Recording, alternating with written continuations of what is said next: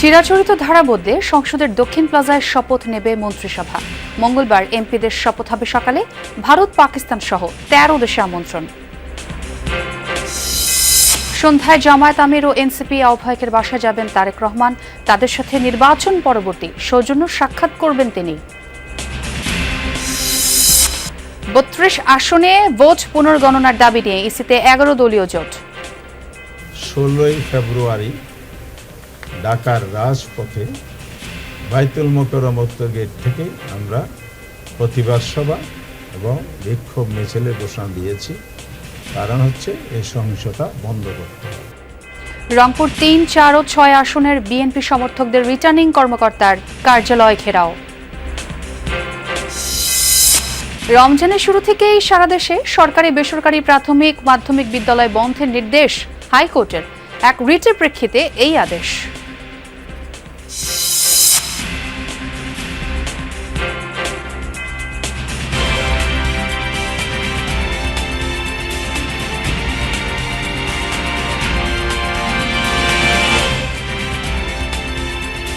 আমন্ত্রণ যমুনা নিউজে, সঙ্গে আছে আমি ছোঁয়া খন্দকার। চিরাচরিত প্রথা ভেঙে এবার মন্ত্রীদের শপথ হবে সংসদের দক্ষিণ প্লাজায়। মঙ্গলবার বিকেলে ৪টায় হবে এই শপথ অনুষ্ঠান। এতে যোগ দিতে ভারত, পাকিস্তান সহ ১৩ দেশের সরকার প্রধানকে আমন্ত্রণ জানানো হয়েছে। মন্ত্রিসভার সদস্যদের শপথ পড়াবেন রাষ্ট্রপতি মোহাম্মদ শাহাবুদ্দিন। সাধারণত বঙ্গভবনের দরবার হলে অনুষ্ঠিত হয় মন্ত্রিসভার শপথ অনুষ্ঠান, কিন্তু এবারই এর ব্যতিক্রম হতে যাচ্ছে। প্রথমবারের মতো মন্ত্রিসভার শপথ গ্রহণ অনুষ্ঠান হচ্ছে জাতীয় সংসদ ভবনের দক্ষিণ প্লাজায়। একই দিন সকাল ১০টায় শপথ নেবেন নবনির্বাচিত সংসদ সদস্যরা। জাতীয় সংসদ গণতন্ত্রের কেন্দ্রবিন্দু। এই বিষয়টি বিবেচনায় নিয়ে মূলত রাজনৈতিক সিদ্ধান্তে দক্ষিণ প্লাজায় মন্ত্রিসভার শপথ গ্রহণ অনুষ্ঠান আয়োজন করা হচ্ছে বলে জানা গেছে। ১.৫ বছর ধরে জাতীয় সংসদ না থাকলেও সংসদ ভবনকে কেন্দ্র করে বেশ কিছু গুরুত্বপূর্ণ কার্যক্রম হয়েছে। এরই ধারাবাহিকতায় মন্ত্রিসভার শপথও সেখানে হচ্ছে। মন্ত্রিসভার শপথ অনুষ্ঠানে আমন্ত্রিত অতিথি থাকছেন প্রায় ১,০০০। এর মধ্যে ভারত, পাকিস্তান সহ ১৩ সরকার প্রধানকে আমন্ত্রণ জানানো হয়েছে। মঙ্গলবার দিন সকাল ১০টার সময় সংসদ সদস্যদের শপথ হচ্ছে। ধারণা করছি যেটা প্রধান নির্বাচন কমিশনার করাবেন। এরপর পরই বিএনপি থেকে আমাদের জানানো হয়েছে যে ওনারা ওইখানে বসেই ওই শপথের পরপরই ওনাদের সংসদীয় দলের যে প্রধান তাকে নির্বাচিত করবেন, হয়তো 11:30 12টার দিকে। আর বিকাল 4টায় সাউথ প্লাজাতে শপথ অনুষ্ঠান হবে মন্ত্রিসভার। 7টি সার্ক দেশ থেকেই প্রতিনিধিত্বের জন্য আমন্ত্রণ পাঠানো হয়েছে। এর বাইরে আর কোনো কিছু আমাদের সরকারি পর্যায়ে জানা নেই। নির্বাচনী মাঠের প্রতিপক্ষ জামায়াত ইসলামের আমির ডাক্তার শফিকুর রহমান এবং জাতীয় নাগরিক পার্টির এনসিপির আহ্বায়ক নাহিদ ইসলামের বাসায় যাচ্ছেন বিএনপি চেয়ারম্যান তারেক রহমান। আজ সন্ধ্যা 7টায় জামায়াতের আমিরের বাসায় যাবেন তারেক রহমান। এরপর 8টায় যাবেন নাহিদ ইসলামের বাসায়। জামায়াতের আমির শফিকুর রহমানের বাসা রাজধানীর বসুন্ধরা আবাসিক এলাকায় এবং নাহিদ ইসলাম থাকেন বেইলি রোডে। তারেক রহমান নির্বাচন পরবর্তী সৌজন্য সাক্ষাৎ করবেন তাদের সঙ্গে। গতকাল নির্বাচন পরবর্তী সংবাদ সম্মেলনে তারেক রহমান সবাইকে ঐক্যবদ্ধ থাকার আহ্বান জানান। পাশাপাশি দেশ পরিচালনায় চান সবার সহযোগিতাও। বিএনপি চেয়ারম্যান তারেক রহমান যে সৌজন্য সাক্ষাৎ করবেন সে খবর রাখছেন আমার সহকর্মী শাফিন। আমরা তার সঙ্গে যুক্ত হব। তিনি গুলশানে বিএনপির কার্যালয়েই আছেন। শাফিন, শুনতে পাচ্ছেন নিশ্চয়ই বিএনপি চেয়ারম্যান কি এখনো কার্যালয়ে অবস্থান করছেন? এবং যেহেতু তিনি সন্ধ্যায় জামায়াত আমির ও এনসিপি আহ্বায়কের বাসায় যাবেন, এর আগে কি তার কোনো কর্মসূচি রয়েছে কিনা, এই তথ্য কি পেয়েছেন কিনা? মঙ্গলবার শপথ গ্রহণ করতে যাচ্ছে নির্বাচিত সাংসদরা। এরই মধ্য দিয়ে আসলে বিএনপি সরকার করতে যাচ্ছে। বাংলাদেশ জাতীয়তাবাদী দল একক সংখ্যাগরিষ্ঠতা নিয়ে সরকার গঠন করবে, যেখানে তারা 2/3 আসনে বিজয়ী হয়েছে।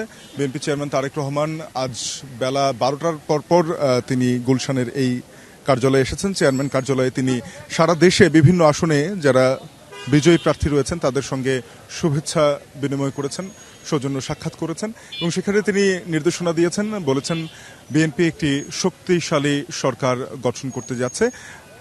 পাশাপাশি এই মুহূর্তে আরও একটি বিষয় আলোচনার তুঙ্গে কেমন হতে যাচ্ছে আগামী মন্ত্রী পরিষদ, এ বিষয়ে আসলে কি ধরনের আলোচনা হয়েছে তা না বললেও আমরা দলের স্থায়ী কমিটির সদস্য সহ সিনিয়র নেতৃবৃন্দ যারা এসেছিলেন এখানে তারা আশাবাদ ব্যক্ত করেছেন যে জনগণের প্রত্যাশা পূরণের জন্য বিএনপি সরকার যতটা শক্তিশালী করা প্রয়োজন সেটি তারা হবে এবং তারা বলছেন যে একটি সৌহার্দ্যের সরকার গঠন করতে যাচ্ছে বিএনপি, যেখানে বিরোধী দলগুলোর প্রতি পারস্পরিক শ্রদ্ধা এবং তাদের যেই মতের তাদের মতের যে প্রাধান্য সেটিও আসলে এখানে থাকবে। তো এখনো পর্যন্ত দলের চেয়ারম্যান গুলশানের এই কার্যালয়ে অবস্থান করছেন। আমরা দেখেছি যে কিছুক্ষণ আগে দলের মহাসচিব এবং মির্জা ফখরুল ইসলাম আলমগীর, স্থায়ী কমিটির সদস্য নজরুল ইসলাম খান এবং স্থায়ী কমিটির সদস্য সালাউদ্দিন আহমদ সহ শীর্ষ বেশ কয়েকজন নেতা বেরিয়ে গেছেন।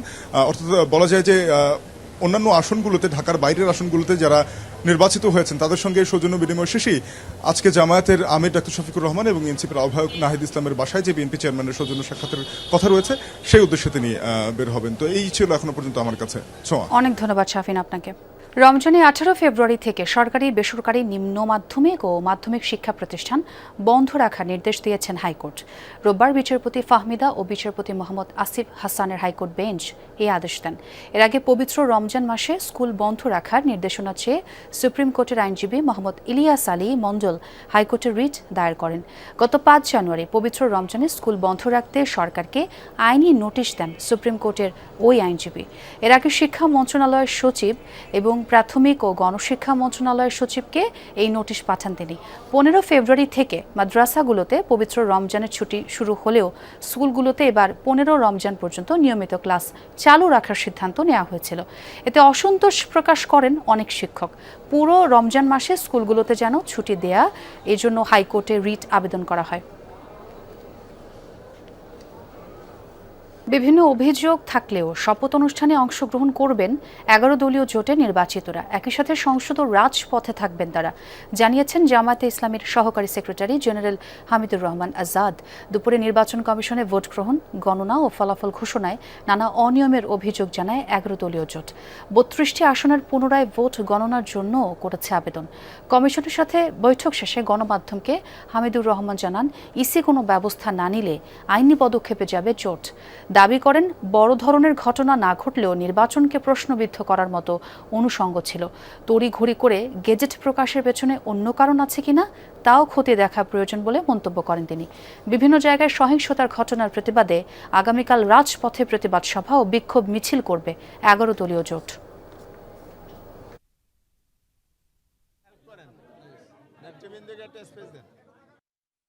ষোলোই ফেব্রুয়ারি ঢাকার রাজপথে বাইতুল মোকাররম উত্তর গেট থেকে আমরা প্রতিবাদ সভা এবং বিক্ষোভ মিছিলের ঘোষণা দিয়েছি। কারণ হচ্ছে এই সহিংসতা বন্ধ করতে হবে। জনগণকে সাথে নিয়ে আমরা এটা প্রতিবাদ করতে চাই।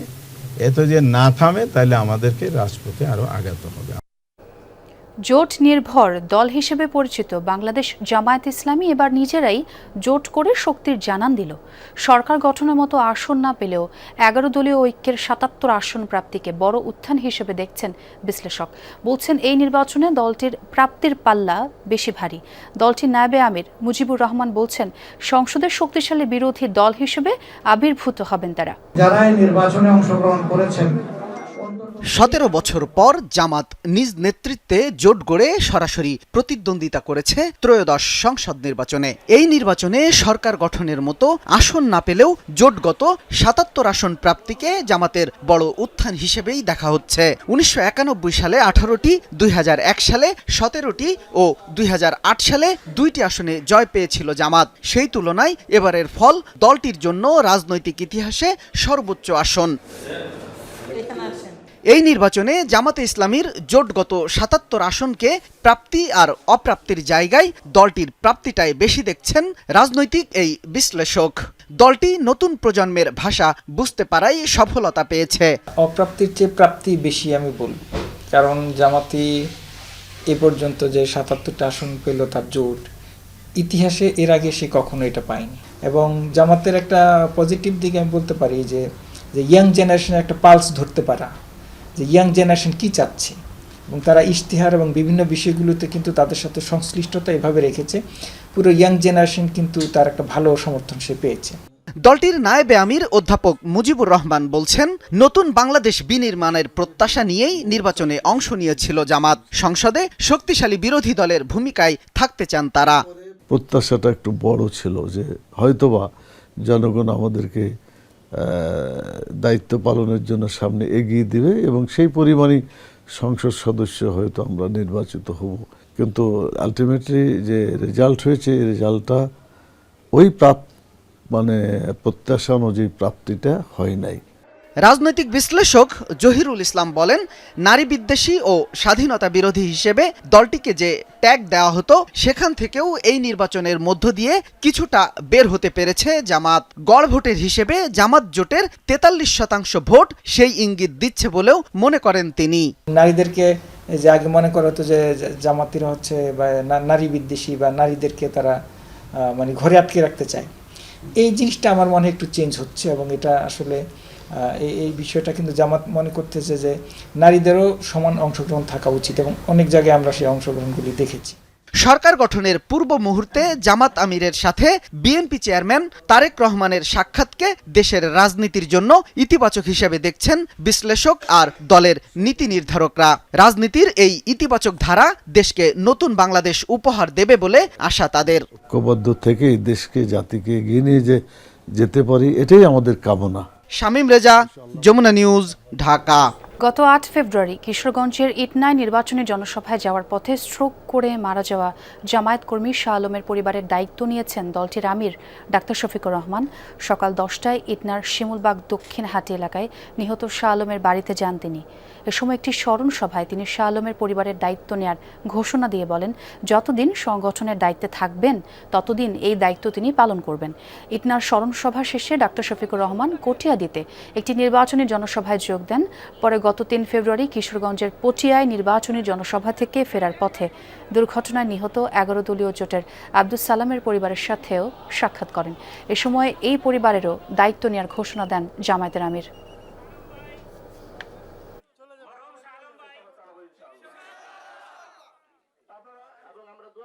ভোট পুনর্গণনার দাবিতে রংপুরের রিটার্নিং কর্মকর্তার কার্যালয় ঘেরাও করে বিক্ষোভ করেছেন 3, 4 ও 6 আসনে পরাজিত বিএনপি প্রার্থীর কর্মী সমর্থকরা। দুপুরে রংপুর 3 আসনে ধানের শীষের পরাজিত প্রার্থী শামসুজ্জামান সামুর নেতৃত্বে কর্মী সমর্থকরা শহরে বিক্ষোভ মিছিল বের করেন। পরে তারা ডিসি অফিস ঘেরাও করেন। পরে বিক্ষোভকারীদের সাথে যোগ দেন 4 ও 6 আসনে বিএনপির পরাজিত প্রার্থী ও তাদের কর্মী সমর্থকরা। প্রধান ফটকের সামনে অবস্থান নিয়ে বিক্ষোভ করছেন তারা। বিএনপি নেতাকর্মীদের অভিযোগ, ডিসি, এসপি সহ প্রশাসনের সহযোগিতায় এনসিপি এবং জামায়াত শিবির ফলাফল ইঞ্জিনিয়ারিং করে ধানের শীষকে হারিয়ে দিয়েছে। ভোট পুনর্গণনা না হওয়া পর্যন্ত আন্দোলন চালিয়ে যাওয়ারও ঘোষণা দেন বিক্ষোভকারীরা। পরে রিটার্নিং কর্মকর্তার সাথে সাক্ষাৎ করে ভোট পুনর্গণনার লিখিত আবেদন জমা দেন প্রার্থীরা।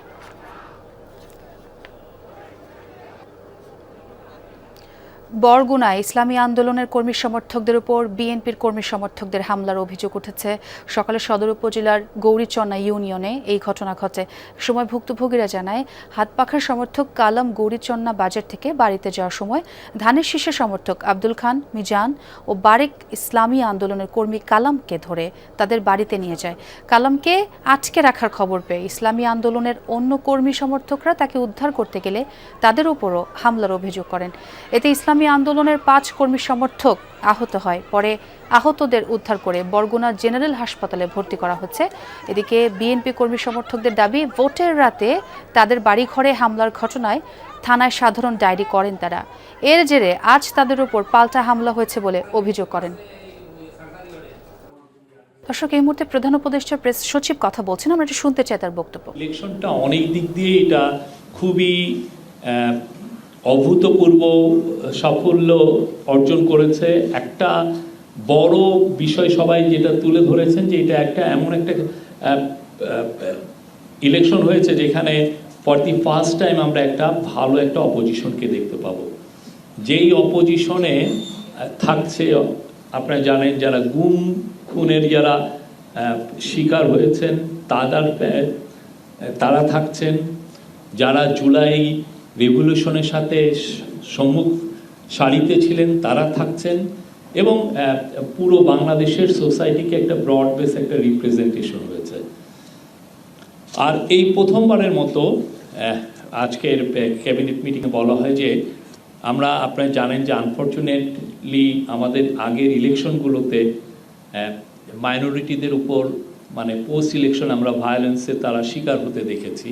তো এখন পর্যন্ত আমরা এরকম কোনো, এই প্রথমবারের মতো কোনো ইলেকশনের পরে আমাদের যারা রিলিজিয়াস মাইনরিটি ভাই বোনরা আছেন তাদেরকে আমরা কোনো শুনি নাই যে তাদের কোনো বাড়ি ঘরে কোনো হামলা হয়েছে বা ইয়ে হয়েছে, এবং তারা অনেকেই তারা আপনারা দেখেছেন ভোট কেন্দ্রে তারা আনন্দ চিত্তে ফেস্টিভ মোডে তারা ভোট প্রদান করেছেন। এই ক্যাবিনেট অবজার্ভ করে যে এই ইলেকশনের মাধ্যমে পুলিশ তার আত্মমর্যাদা ফিরে পেয়েছে। আপনারা জানেন পুলিশ জুলাই অগাস্টের 2024-এর তাদের রোলের কথা আমি আবার নতুন করে বলতে চাচ্ছি না, বাট পুলিশের অনেকে বলে যে পুলিশের কনফিডেন্স লো, পুলিশকে দিয়ে কি আদৌ আমরা একটা ভালো ইলেকশন দেখতে পাবো কিনা, এই ধরনের আলাপটা ছিল। কিন্তু আমরা প্রধান উপদেষ্টা প্রেস সচিব শফিকুল আলমের বক্তব্য শুনছিলাম। দর্শক, জুলাই আন্দোলনের রামপুরায় ভবনের কার্নিশে ঝুলে থাকা আমির হোসেনকে গুলি ও 2 জনকে হত্যা মামলায় আগামী 4 মার্চ রায় ঘোষণা করবেন ট্রাইব্যুনাল। ডিএমপির সাবেক কমিশনার হাবিব সহ শীর্ষ 4 পুলিশ কর্মকর্তা পলাতক। প্রসিকিউশন বলছে আসামিদের সর্বোচ্চ শাস্তি নিশ্চিতে অকাট্য প্রমাণাধি দাখিল করেছেন তারা। তবে আসামি পক্ষের আইনজীবীরা তাদের মক্কেলদের খালাস চেয়েছেন। জুলাই গণঅভ্যুত্থানে রাজধানীর রামপুরায় যখন নির্বিচারে গুলি চালায় পুলিশ, তখন প্রাণে বাঁচিতে গিয়ে একটি নির্মাণাধীন ভবনের কার্নিশে আটকা পড়ে আমির হোসেন নামের এক যুবক। ঝুলে থাকা অবস্থাতেই পুলিশ তাকে গুলি করে, পরে ভাগ্যক্রমে প্রাণে বেঁচে যান তিনি। একই দিন রামপুরার বনশ্রী এলাকায় পুলিশের গুলিতে নিহত হয় নাদিম ও মায়া ইসলাম। এ ঘটনায় অভিযোগ আসে ট্রাইব্যুনালে। তদন্ত শেষ করে ডিএমপির সাবেক কমিশনার হাবিবুর রহমান, খিলগাঁও জোনের সাবেক এডিসি রাশেদুল ইসলাম, রামপুরা থানার সাবেক ওসি মশিউর রহমান ও এসআই তারিকুল ইসলাম ভুইয়া, এএসআই চঞ্চল চন্দ্র সরকারের বিরুদ্ধে বিচার শুরু হয়। যদিও চঞ্চল চন্দ্র সরকার ছাড়া বাকিরা শুরু থেকেই পলাতক। প্রসিকিউশন বলছে আমির হোসেনকে গুলি করে রামপুরা থানার তৎকালীন এএসআই চঞ্চল চন্দ্র সরকার। তাকে চিহ্নিত করেছে সেদিন কর্মরত অন্য পুলিশ সদস্যরা। তারা জবানবন্দিও দিয়েছে ট্রাইব্যুনালে। রবিবার রামপুরার এ মামলায় রায় ঘোষণার জন্য আগামী 4 মার্চ দিন ধার্য করে ট্রাইব্যুনাল 1। এ মামলায় তদন্তকারী কর্মকর্তা সহ 14 জন সাক্ষ্য দিয়েছেন। এর আগে গত 3 ফেব্রুয়ারি যুক্তিতর্ক শেষ করে রাষ্ট্রপক্ষ ও আসামিপক্ষ। যুক্তিতর্কে আমির হোসেনকে গুলিসহ রামপুরা এলাকায় হত্যাকাণ্ডের নানা তথ্যচিত্র, গণমাধ্যমে প্রকাশিত সংবাদ, বিভিন্ন ডিজিটাল তথ্য উপস্থাপন করা হয়।